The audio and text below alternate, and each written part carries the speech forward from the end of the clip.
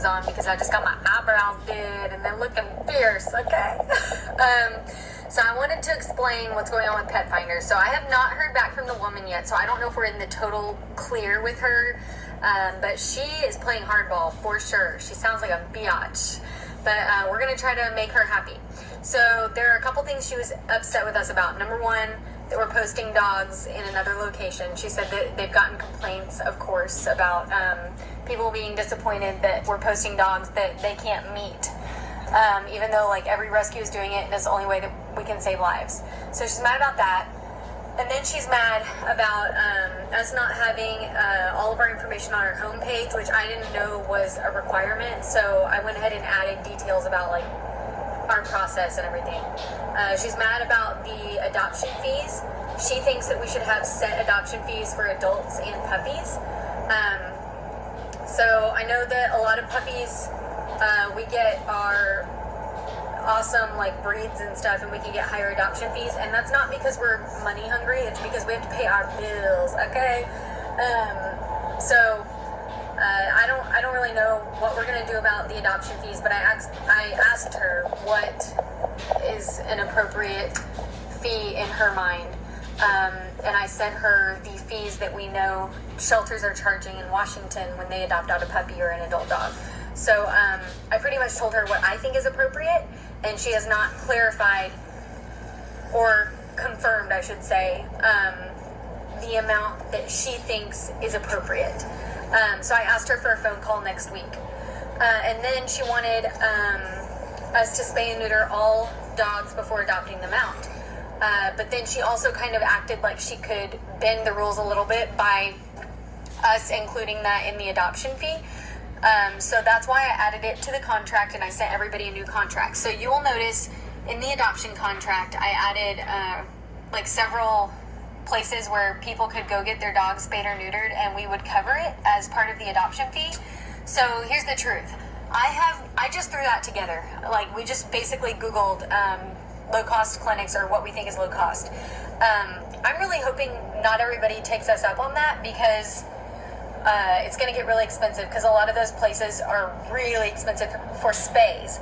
Neuters are pretty affordable at those places that I listed, but some of the spays go up to like $400. So if some people take us up on it, if we call a clinic and they tell us it's going to be like, $400, we might just have to tell that person, oh, they don't have any openings, I'm so sorry, can you go to this place?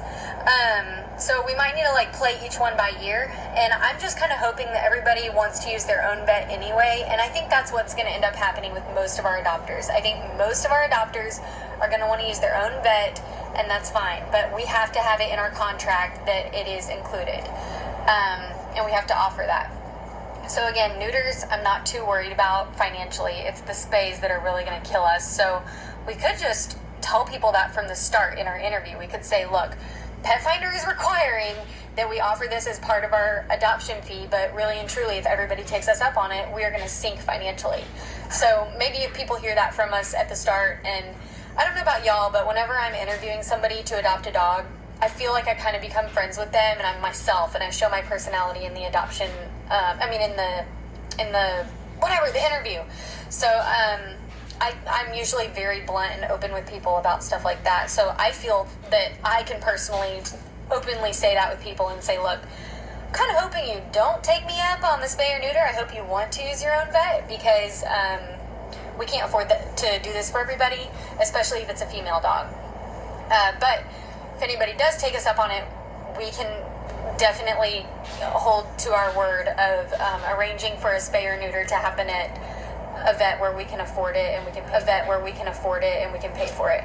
So cross that bridge each time it happens, but basically we cannot continue at the same rate if we don't have Petfinder, because they have a really high SEO, I guess is what you call it. Whenever people search like adopt a dog on Google, Petfinder comes up as the first one. So that's why Petfinder, we're able to get them adopted so quickly on Petfinder.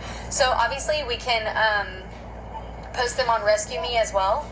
And Rescue Me seems to, like, no one has ever contacted me from Rescue Me, so I feel like they're not as strict. and I feel like it's a totally different crowd that looks at Rescue Me. Based on my experience, it's like older people that look at Rescue Me. I don't know why that is, and I've also found that a lot of people that live further north in Washington look at Rescue Me. So neither of those things are bad things. I'm just telling you based on my experience.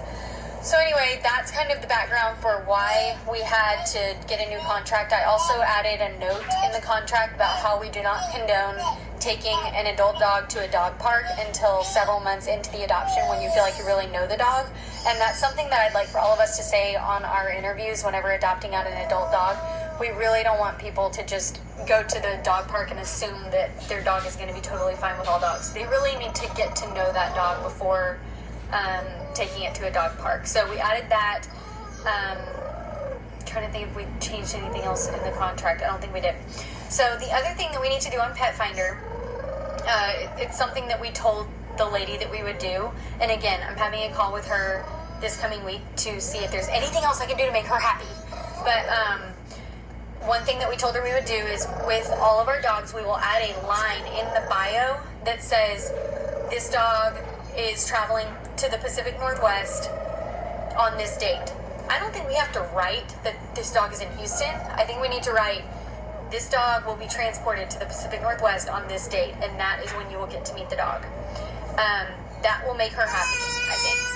So we did offer to do that, and I think we all need to go in and update our postings. Also, I think there's like 11 pages on Petfinder because a lot of dogs are still at adoption pending or hold.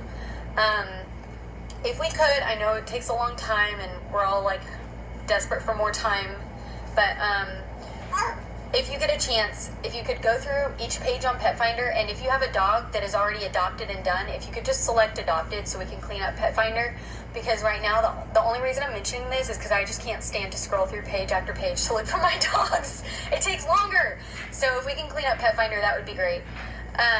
But other than these changes, don't worry, nobody's panicking. I mean, I'm panicking a little bit about Petfinder, but everything's going to work out. And Whitney and I were talking about in the future, like, if we're going to have problems with Petfinder, maybe we just need to pay for a greater SEO for our website, and we list our dogs on our own website. And we have everybody directed, like, whoever who goes to Google in Washington to adopt a dog, maybe 3 Little Pitties comes up, you know? So there are ways around this. We're not going to, lose all hope, but obviously this is a little bump in the road. So we're going to do what we can to keep Susan, typical bitch name, just kidding, happy at Petfinder and see what we can do to continue using Petfinder. She said she was going to deactivate us, but I don't think she has yet. So if there is a dog that you're desperate to get out, I do recommend